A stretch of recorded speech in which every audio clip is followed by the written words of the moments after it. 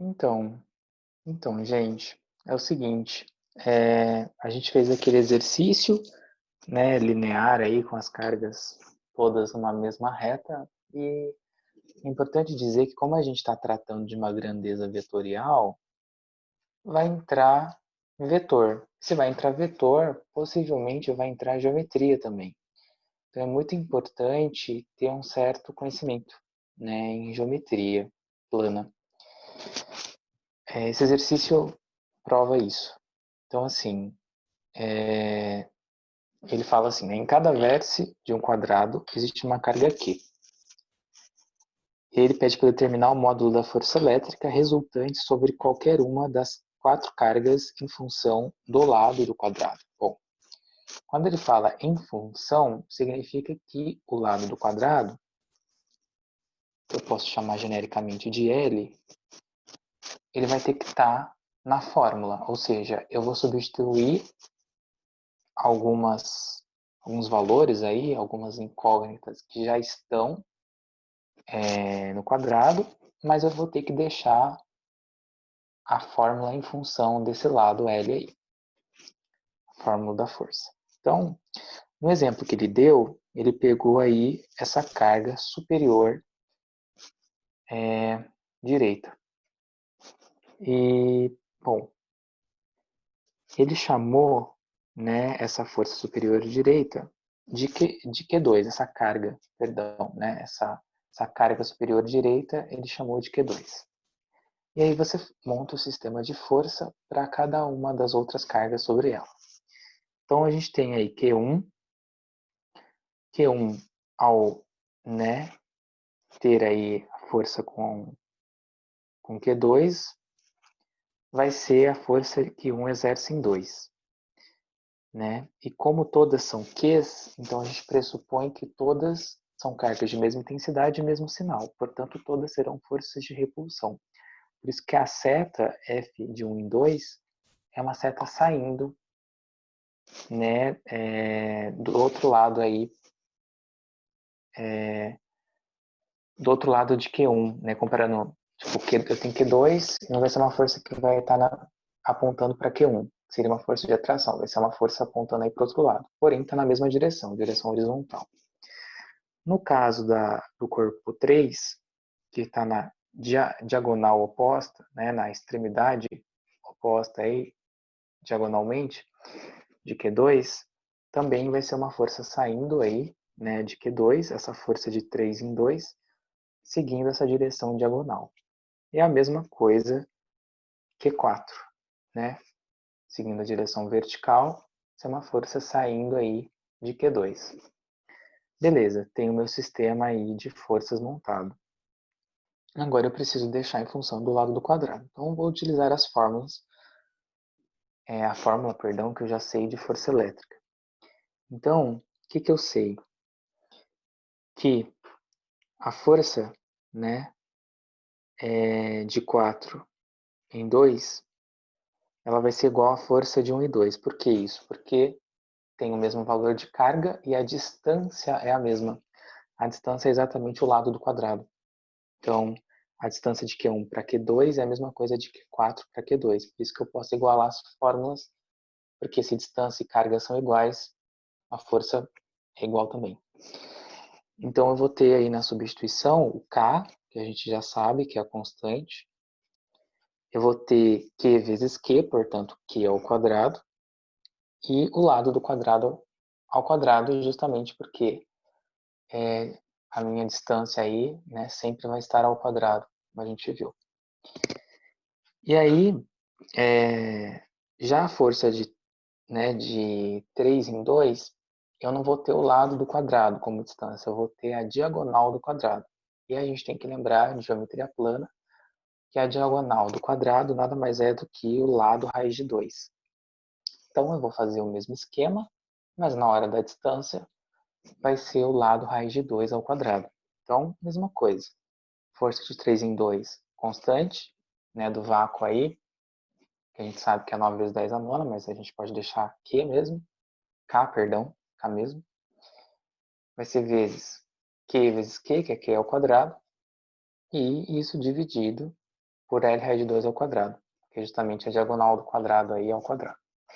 E aí eu vou ter, simplificando, mesma coisa que eu tenho na outra em cima, k vezes q ao quadrado, só que embaixo eu vou ter, né, 2L ao quadrado, porque raiz de 2 vezes raiz de 2, né, dá 2, e L vezes L, L ao quadrado.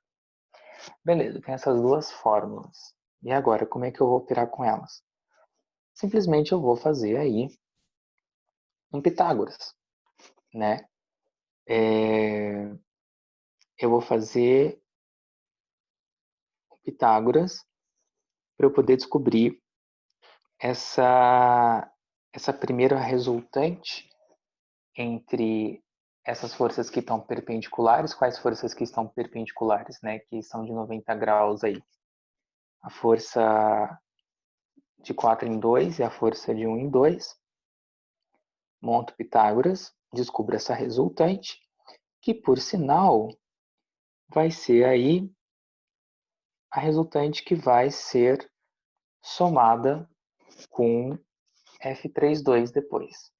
Não está representado aí, mas o que eu vou ter nada mais é do que eu vou pegar essas fórmulas que eu calculei, tanto para, né, F42 como para F12, e eu vou jogar isso numa fórmula de Pitágoras, substituindo cada F por essa fórmula mesmo, porque já que elas são iguais. No fim eu vou ter duas vezes esse valor. Lembrando que tudo isso vai ser elevado ao quadrado. Então eu vou ter duas vezes o quadrado dessa fórmula, 4 em 2 ou em 2. Eu vou somar esse valor com a força de 3 em 2 que eu já sei. E aí, ó, o que eu vou ter, nada mais, nada menos, é que eu vou ter, né? Então, vamos fazer junto. K ao quadrado vai dar K quadrado.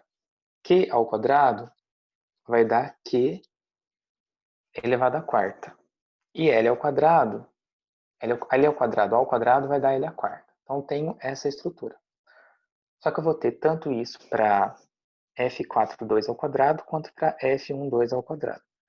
Então, quando eu for somar, eu vou ter, na verdade, duas vezes isso que eu falei. K quadrado, Q à quarta, dividido por L à quarta. E aí eu vou ter que tirar a raiz para descobrir a resultante. E aí quando eu tiro a raiz, esses meus índices ao quadrado vão ser divididos por 2. Então, vai ficar raiz, né, duas vezes. Então, tudo vai ser dividido por 2. Então, vai voltar para essa fórmula aqui original. Vocês concordam comigo? Porque se eu elevei ao quadrado tudo isso e agora eu estou tirando a raiz quadrada, eu estou dividindo por 2 esses índices, é a mesma coisa que eu fiz, só que reverso. Então, no final, se vocês fizerem as contas aí, vocês vão chegar exatamente nisso. Vai ficar raiz de 2, Q vezes K, K vezes Q ao quadrado dividido por L ao quadrado. A diferença é que vai aparecer um raiz de 2. E agora, sabendo disso, como a minha resultante dessas forças que eu falei que estão perpendiculares está na mesma direção que a força de 3 em 2, basta eu somar. E quando eu somar essa com essa resultante, vai ser o quê? Vai ficar raiz de 2, K vezes Q ao quadrado dividido por L2 mais K vezes Q ao quadrado dividido por 2L ao quadrado. E aí, quando eu fizer essa conta, eu vou ter que fazer o MC, né? Então, o MC vai ser 2 embaixo e 2L ao quadrado, então vai dividir 2L por L ao quadrado do primeiro denominador aí. E aí eu vou ter 2L ao quadrado dividido por L ao quadrado, eu vou ter 2. E esse 2 multiplica o raiz de 2 que está em cima, que a gente descobriu. Então, fica 2 raiz de 2 vezes K Q ao quadrado. Isso somado, de novo, né? Com aí 2L ao quadrado, que é meu denominador, divide com 2L ao quadrado, vai dar 1 e vai repetir o que está em cima. Então, na verdade, eu vou ter o que no meu final? Eu vou ter 2 raiz de 2 mais 1, isso entre parênteses, vezes, entre parênteses de novo, k vezes q ao quadrado. E aí eu vou estar, isso dividido, desculpa, por 2L ao quadrado. E aí eu tenho, a partir disso, a minha conta, né? Essa aqui é a resposta. Bom, é isso. Você tem alguma coisa para falar? Não, é que eu achei bem difícil de fazer isso aí. É, e eu não sei se os alunos vão entender o que eu estou falando. É foda. Geometria, eu não trabalhei esse conceito de geometria. É bem complicado. É, raiz de dois, que você considerou o lado e tudo mais. Sim. Bom, gente, é, não sei se vocês entenderam. Peço que vocês acompanhem aos pouquinhos, pausadamente, esse exercício. E aí, obviamente, eu esqueci de falar, se em cima eu tenho 2, né, 2 raiz de 2 mais 1, e aí eu vou ter 2 raiz de 2 mais 1 vezes k vezes q ao quadrado, e embaixo 2L ao quadrado. Essa vai ser aí a minha equação final. Então vai acabar ficando em função do lado do quadrado ao quadrado. É um exercício difícil, com certeza, se cair numa segunda fase de uma Unicamp da vida ou de uma FUVEST da vida, no Enem jamais cairia um exercício assim, mas é bom conhecer para a gente saber assim como fazer. Espero que vocês tenham conseguido aí acompanhar um pouco o que eu falei. Bom, próximo exercício, ainda nessa lógica, ele também vai ser, né, geometria, vai ser um pouquinho mais complicadinho, mas a gente chega lá. A gente vai trabalhar agora com triângulo e a gente precisa, obviamente, saber aí os conceitos de propriedades do triângulo. Ele fala o seguinte: na figura estão representadas 3 partículas em cada vértice do triângulo. E essas partículas têm cargas idênticas e essa carga vale 1 microcoulomb. Bom, micro, esse uzinho que está na frente do coulomb, ele vale 10 a menos 6. Então é como se eu tivesse 1 vezes 10 a menos 6 coulomb. E aí tá. Aí ele fala de um triângulo equilátero. Bom, triângulo equilátero, quando aparecer em exercício de vetor, eu tenho que agradecer, porque o triângulo equilátero tem muitas propriedades. E a gente conhecendo essas propriedades fica mais fácil resolver. Aí ele fala que o lado do triângulo equilátero vale 3 metros. Beleza. Aí ele fala, determine a resultante elétrica sobre o corpo situado no vértice A. Beleza. Bom, para eu determinar a resultante, eu tenho que ver as interações de forças que os outros vértices exercem nesse vértice, no corpo que está aí. Então a gente vai fazer o mesmo esquema que a gente fez, a gente vai montar o sistema de forças. Bom, a força que o vértice C exerce em A vai ser o quê? Vai ser, a gente vai utilizar a mesma fórmula para representar aí. Então, fórmula de força elétrica, F é igual a K, Qzão, Qzinho, dividido pela distância aí. Bom, a distância a gente sabe que é 3. Então, a distância ao quadrado, perdão. A distância vai ser 3 ao quadrado, que vai dar 9.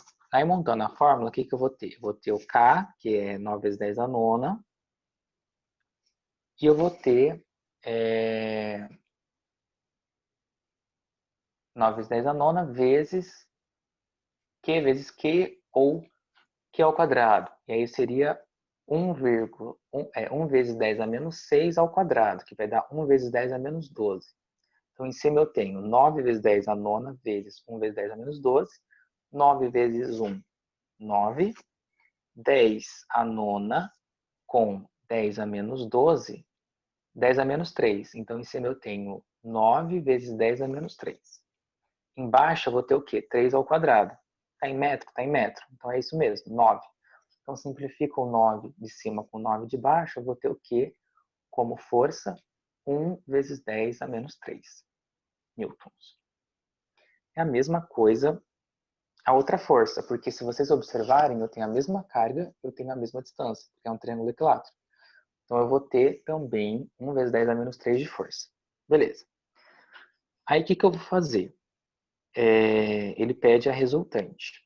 Bom, tá, eu sei que eu vou ter 2, né? Como são a mesma carga, a gente pode concluir que é a mesma intensidade e mesmo sinal também. Então serão forças de repulsão. Então elas sairão, né, da carga para fora do triângulo, formando uma abertura que vai acompanhar, como se estivesse acompanhando o lado do triângulo, a continuação do lado do triângulo.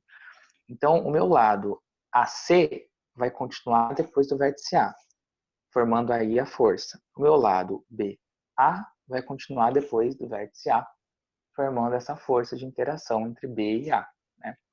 E eu vou ter duas forças valendo a mesma coisa, 1 vezes 10 a menos 3, e entre elas eu vou ter um ângulo. Bom, puxando um pouquinho aí, uma das matérias mais iniciais da geometria, que é ângulos opostos pelo vértice. E aí, o que eu já tenho que sacar? Que esse ângulo de abertura, como ele acompanha os lados, vai ser o mesmo ângulo que existe no vértice A, interno. E eu tenho que lembrar que no triângulo equilátero, todos os ângulos são iguais. E como a soma, né, dos ângulos internos de um triângulo tem que dar 180, divide por 3 esse valor, vai dar 60. Então, esse ângulo de abertura vale 60. Então, eu tenho dois vetores valendo 1 vezes 10 a menos 3, e entre eles, o ângulo valendo 60. Bom, toda vez que eu tenho um ângulo valendo 60 graus, nesse caso eu poderia usar a lei dos cossenos. Mas, não compensa usar a lei dos cossenos. Não compensa porque existem alguns macetes. Quais são esses macetes? Toda vez que eu tenho, vamos comigo, toda vez que eu tenho um ângulo de 60 graus entre duas forças que são iguais, a resultante vai dar o valor dessa força vezes raiz de 3. Quando eu tenho duas forças iguais, entre elas eu tenho um ângulo de 90 graus, essas duas forças acabam virando um lado de um quadrado. E aí, a resposta vai ser justamente a diagonal do quadrado. Então, vai ser essa força vezes raiz de 2. E se eu tenho essas mesmas forças iguais, entre elas um ângulo de 120 graus, vai dar o próprio valor da força.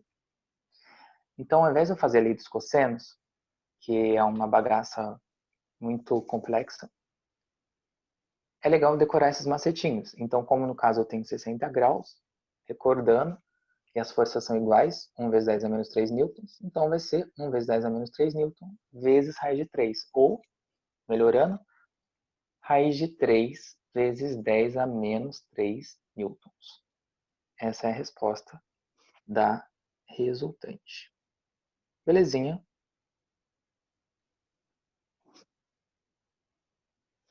Acho que é isso. Tá aí? Ô Vini, tipo, nesse caso, o vetor dessa resultante, ele vai ser reto? Tipo, paralelo de 90 graus? Como assim, paralelo? Você diz assim, se ele vai estar na vertical? Isso. Sim, vai estar na vertical. Beleza. Exatamente na vertical.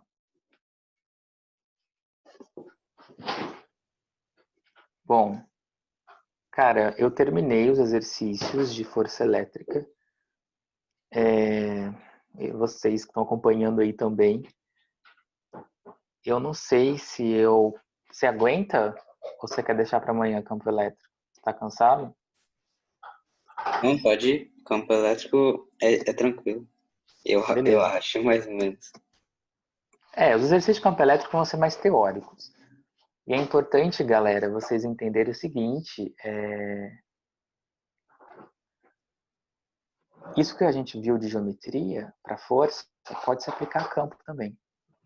Então, o que eu vou preferir fazer com vocês? Eu vou preferir trabalhar com vocês exercícios teóricos de campo, mas saibam que teóricos podem cair para força, assim como esses de geometria podem cair para campo, porque a gente está lidando com vetores aí. Então, a gente tem uma gama de variações possíveis. Então, vamos lá. Vamos para campo elétrico. Bom, para a gente começar a ver campo,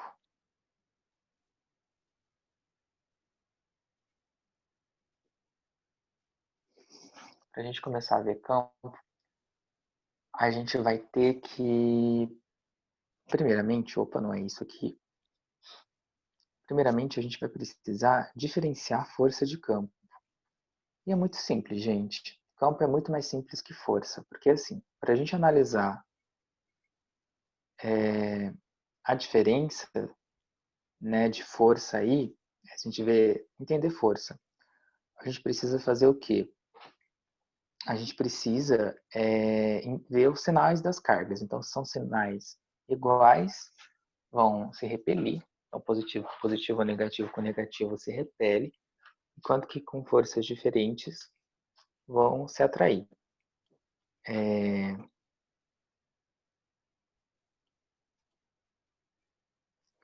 Quando eu tenho campo, a brincadeira muda um pouquinho.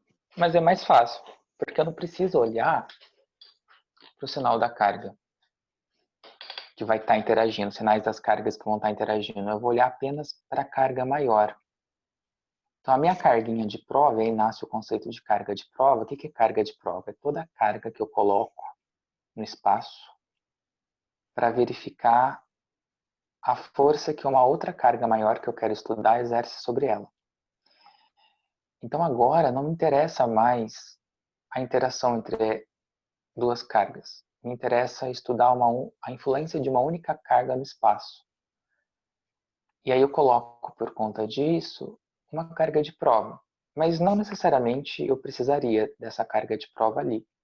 Porque, novamente, o que eu quero entender é a influência desse campo gerado por esse corpo, por essa carga, naquele espaço. Aquele determinado ponto do espaço. E aí, decoreba. Forças positivas, sempre o campo vai estar saindo delas. Forças negativas, sempre o campo vai estar entrando nelas. Então, se a gente olhar, por exemplo, esse exemplo, a gente percebe o quê? E aí tem essa comparativa com a força, vocês vão entender. Bom, eu tenho carga de fonte positiva, que é essa cargona aí que eu falei. E a carga de prova pequenininha, positiva. Bom, a força vai estar saindo da carga de prova do lado oposto, né? Aquela que une ela à carga-fonte, justamente porque é uma força de repulsão, mesmo sinal. Porém, o campo elétrico vai também estar para fora, nesse mesmo sentido, direção e sentido. Por quê? Porque a carga de fonte é positiva e sempre o vetor da carga de fonte positiva, campo elétrico aponta para fora dela. Então, está nesse sentido aí. Quando eu olho para o exemplo de baixo, é a mesma coisa, o campo não vai mudar. Eu tenho um campo saindo, esse exão saindo da carga de prova positiva. Por quê? Porque a carga-fonte é positiva, então sempre vai ser saindo dela. No entanto, a minha força elétrica vai ser de atração, porque eu tenho sinais diferentes, a carga de prova é negativa. Então, a força vai ser contrária ao sentido do campo. Nos dois exemplos, é a mesma coisa, só que de uma forma reversa, os dois exemplos finais. Eu vou ter carga negativa. Bom, se eu tenho carga negativa, o meu campo, meu E, vai ser sempre apontando para ela. Por isso que, tanto no de cima quanto no de baixo, o E aponta para ela. Diferentemente da força, que vai mudar de acordo com a carga de prova. Então, se eu tenho uma carga positiva interagindo com a carga negativa, força de atração, a força aponta para a carga-fonte. No último exemplo, eu não tenho essa atração, eu tenho repulsão, porque ambas são negativas. Então, a minha força vai ser de repulsão, né? Não apontando aí para a carga-fonte. Então, tem que ficar claro aqui a diferença entre força e campo. Então, o campo só depende da carga-fonte. A força depende do sinal das duas, a interação de atração e repulsão que a gente já viu. Beleza. O que mais que eu preciso saber sobre campo? Bom, o que eu preciso saber sobre campo é a fórmula de campo. Que assim como a força tem a sua fórmula, o campo também tem. E aí, vou passar aqui.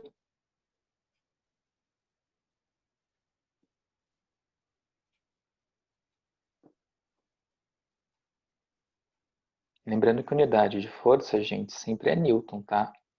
Qualquer força que eu estiver estudando. Seja elétrica, no caso, seja força-peso, força elástica,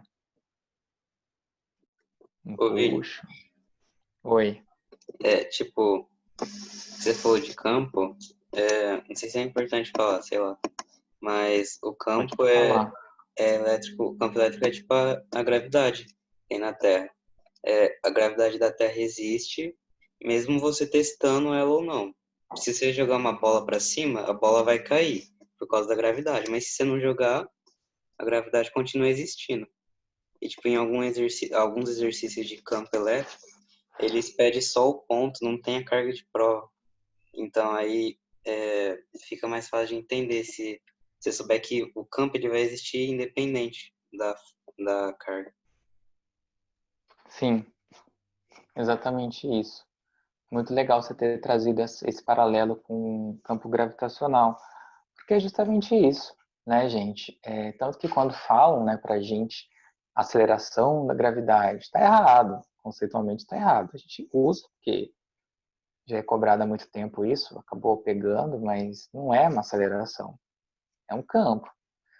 Então eu tenho um campo ali gravitacional que ao colocar um corpo, e esse corpo sendo em queda livre, ele vai sofrer a ação daquele campo. E aquele campo aponta para o centro da Terra. Então ele vai cair. Né? A sensação de apontar para o centro é cair. E aí eu vou ter. Só que se aquele corpo não tivesse ali, independente disso, ia existir o campo. Porque o que está criando esse campo é justamente o centro da Terra. Está criando essa força aí, né, de atração para ele. Uma força concêntrica aí. Que a gente acaba considerando plana porque os nossos modelos são ideais, enfim. Também é desprezível também essa curvatura perante um corpo dentro da Terra. Bom, falando um pouquinho de campo. Então, campo de uma força provocada por cargas elétricas, né? Elétrons, no caso, não é próton. Próton não se mexe. Ou por um sistema de cargas, né? E essas cargas elétricas, ela não está sujeita à força elétrica, que a gente já falou. Então, quando uma esfera está eletrizada, as cargas em excesso repelem-se mutuamente, por isso migram para a superfície externa dessa esfera. Assim, o campo elétrico dentro da esfera, em equilíbrio eletrostático, é nulo, já que não há uma força que atrai uma carga para dentro do corpo. Então, se a gente dá um zoom nessas esferas que a gente estuda, campo elétrico nulo dentro, mas externamente não. E aí esse campo, comparando com distâncias que estão fora, né, dessa carga aí, dessa esfera, vai variar conforme a distância que a gente viu na força. E vai ser o mesmo esquema, inversamente proporcional e ao quadrado. Aí tem um exemplo de um gráfico, é bem interessante, tanto para força quanto para campo. A gente tem uma curva característica chamada hipérbole.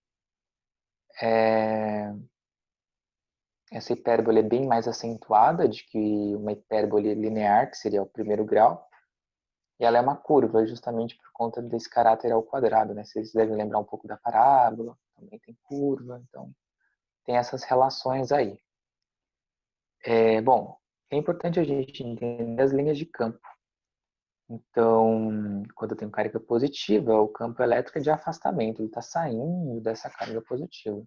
Quando eu tenho carga negativa, campo de aproximação, ele está entrando na carga negativa. Aquele sinal que eu falei para decorar. Aí a gente tem as linhas de força.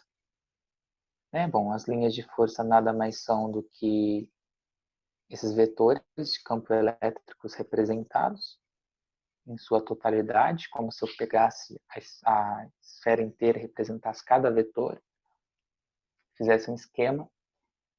E aí, no caso de cima, está representado como se fosse duas esferas, sendo que, se vocês olharem embaixo, os esquemas em preto e branco, a mais para a esquerda eu vou ter duas cargas de mesmo sinal, que vão se repelir. E olha que interessante, né? Como ambas vão estar saindo, né, as forças, vai chegar num ponto no centro que vai criar essas curvaturas impedindo que elas se atraem.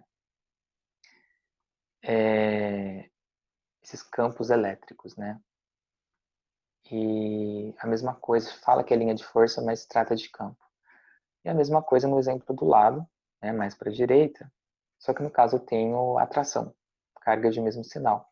Então, literalmente, o campo sai de uma e entra na outra, né? Porque carga positiva é vetor de afastamento, então está saindo dela. Carga negativa é vetor de aproximação, está entrando. Então tem essa outra figura aí. Bom, mais para o lado eu tenho uma bateria representada, o circuitinho, a gente vai ver depois. Mas esse circuitinho, ele tem um campo elétrico uniforme. A gente não trabalha propriedades do campo elétrico uniforme na eletrodinâmica, que é a matéria dos circuitinhos. Mas tem uma parte da física elétrica que estuda, que é o tal do CEL, campo elétrico uniforme, CEU. Né? E aí a gente tem uns movimentos bem característicos, semelhantes aos movimentos que a gente estuda em gravidade. Né? Então, queda livre, lançamento horizontal, lançamento vertical. O que mais cai é o lançamento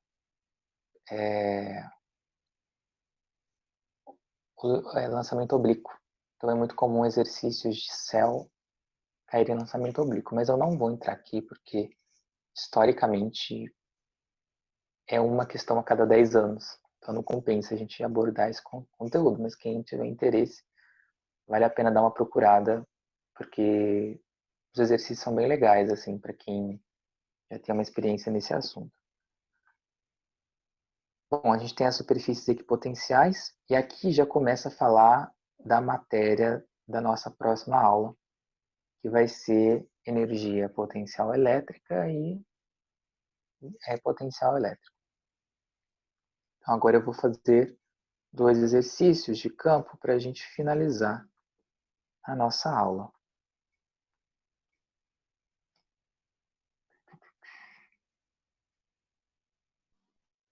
Gente. Oi. Oi. Tipo aquela fórmula de campo E igual a F dividido por Q. Sim, inclusive eu não falei da fórmula de campo elétrico, porque eu achava que estava representado no slide, mas não estava. Bom, vou falar rapidinho disso aí, gente. Peço que vocês tentem assimilar. Bom, sabe a fórmula da força? Que é K vezes Qzão, Qzinho, dividido pela distância ao quadrado. A fórmula do campo vai ser um pouco diferente, porque como só me interessa estudar a carga-fonte, então no lugar do Qzinho não vai existir, não tem nada. Então vai ser K vezes Qzão dividido pela distância ao quadrado. Que distância? A distância da carga-fonte até o ponto do espaço, que não necessariamente tem carga, vai estar. Vai existir. E aí tem essa outra força, essa outra fórmula, perdão, que relaciona a força com o campo. Vou até voltar, porque eu acho que vocês não vão conseguir entender sem eu falar. Bom, vamos lá. Então, voltando para a aula rapidinho, o que acontece, gente? Então, quando eu tenho aí, né, a fórmula do campo,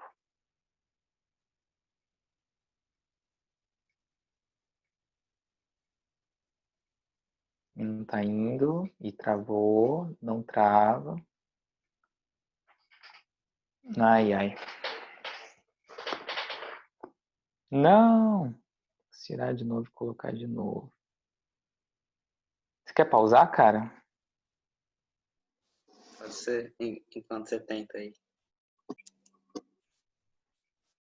Bom, galera, para formalizar, né, isso que eu falei, para vocês entenderem, eu vou ter aí, né, representado o campo, né, que a gente viu, e aí tem essa fórmula que o Gabriel falou, que é campo é igual a força dividido por Q.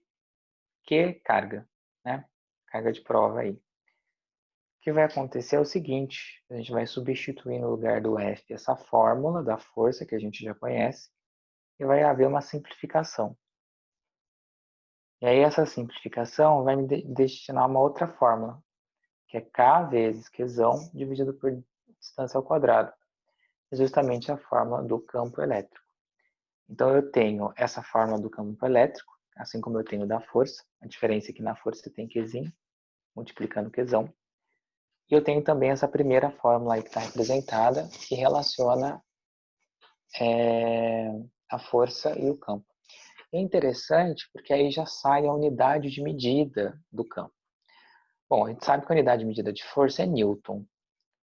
A unidade de medida de campo, fazendo uma análise dimensional, vai ser, observando essa fórmula, vai ser Newton dividido por carga. Mas espera, carga já tem uma unidade própria, que é Coulomb. Então, a minha unidade de campo vai ser Newton dividido por Coulomb. Então, assim como na força eu tenho Newton, no campo eu tenho Newton dividido por Coulomb, por conta dessa fórmula aí. Bom, a gente tem a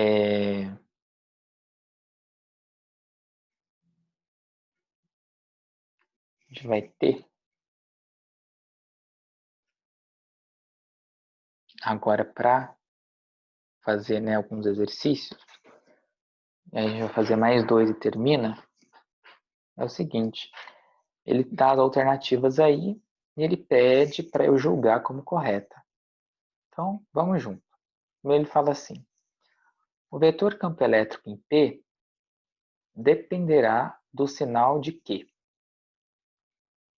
Bom, Q é justamente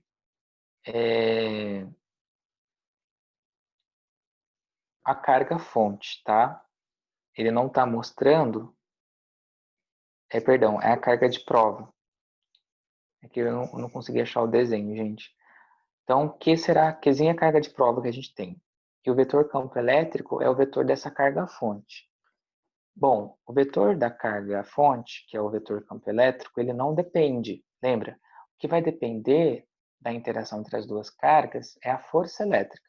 A força depende do sinal das duas.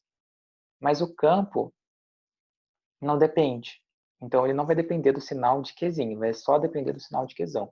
Lembrando que a carga fonte positiva sai dela, a carga fonte negativa entra nela. Então, nesse caso, não depende, está errada a A. Aí ele fala na letra B. O módulo do vetor campo elétrico em P, que é um ponto no espaço, será tanto maior quanto maior for a carga de prova Q. Não. Porque não tem nada a ver com a carga de prova. O vetor campo elétrico será constante, qualquer que seja o valor de Q. Bom, ele não vai ser constante. Ele não vai ser constante porque conforme eu vou me distanciando, vai mudar esse campo. Porque ele vai ficando mais fraco. Só que é o seguinte, ele aqui não fala que é em determinado ponto P, porque aí se tivesse em determinado ponto P, eu poderia dizer que sim, ele vai ser constante independente da carga que eu coloque ali, carguinha de prova. Mas vamos deixar assim aberta, vamos ver as outras. A letra D. A força elétrica em P será constante, qualquer que seja o valor de Qzinho. Não, porque o valor de Qzinho influencia na força elétrica. Entra na fórmula. Então está errada essa aí. Depois, o vetor campo elétrico em P é independente da carga de prova de Q. É exatamente essa a alternativa. Então a C realmente está errada. Ficou meio assim aberto, mas é exatamente isso. O vetor campo elétrico ele vai mudar conforme a gente muda a distância. E sim, qualquer que seja o valor de Q, o vetor campo elétrico vai ser independente a isso. Mas vai depender da distância. E como ele não fala uma distância fixa, então a gente tem que pensar em distâncias diferentes. E aí, em distâncias diferentes, eu tenho, sim, campos elétricos diferentes, não é um campo elétrico constante. Então, na letra E faz sentido. Faz sentido porque na fórmula de campo elétrico não entra Qzinho. E para a gente finalizar a aula, último exercício, prometo, gente. Sei que vocês não aguentam mais. Eu espero que vocês tenham entendido o que eu fui falando. Aqueles exercícios do começo é foda, gente. Eu não consegui fazer aqui, senão eu fazia para vocês. Tentem escutar pausadamente. Acho que vai ajudar. Bom, esse exercício, que é o último, ele fala assim: duas esferas metálicas contendo cargas Q e 2Q estão separadas por uma distância de 1 metro. Podemos dizer que a meia distância entre as esferas. Podemos dizer que a meia distância entre as esferas, o campo elétrico gerado por ambas as esferas é iguais? Bom, a meia distância, estou dizendo, bem no meio da distância dessas esferas. Como que vai ser o campo elétrico? Ambas as esferas terão o mesmo campo elétrico? Não. Primeiro porque a distância é a mesma, então não importa a carga. A carga, nesse caso, de cada uma é diferente, então não, vai ter um campo elétrico diferente aí. Depois, uma esfera é meio do campo gerado pela outra esfera. Bom, como a distância vai ser a mesma para ambas, então a minha única variação aí, única variável, vai ser a carga. Então, eu tenho que analisar ela, já que a constante do vácuo é a mesma. Então, bom, uma vai ser o quê? Vai ser metade da outra. Por quê? Porque exatamente no meio delas eu vou ter apenas as cargas influenciando, né, como a gente viu. E aí, se uma carga é o dobro da outra, como a gente viu, a variação é linear para a carga, relacionada ao vetor força, vetor campo. Então, se eu tenho o dobro de carga, o dobro de carga, eu vou ter o dobro de força. Se eu tenho o dobro de carga, eu vou ter o dobro de campo elétrico. Então, sim, a relação entre elas é uma relação que se estabelece de uma coisa que é o dobro e uma coisa que é metade desse dobro. Então, faz sentido ser a B a resposta.